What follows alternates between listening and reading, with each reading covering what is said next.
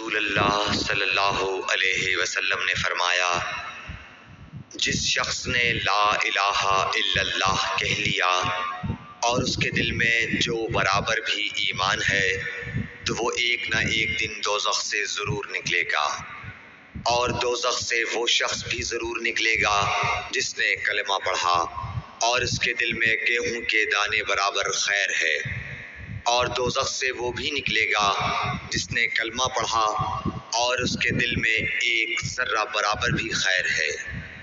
صحیح بخاری حدیث نمبر 44۔ ناظرین، اگر آپ چاہتے ہیں کہ آپ کو روزانہ اسی طرح حدیث کی ویڈیو آپ کے موبائل تک پہنچتی رہے تو آپ نے ایک چھوٹا سا کام کرنا ہے۔ ابھی آپ ڈر گئے ہوں گے کون سا کام کرنا ہے، اتنا مشکل نہیں ہے، بس اس چینل کو آپ نے سبسکرائب کر دینا ہے۔ جیسے ہی آپ سبسکرائب کریں گے تو روزانہ حدیث کی ویڈیو آپ تک اللہ کے حکم سے پہنچ جایا کرے گی۔ بہت بہت شکریہ۔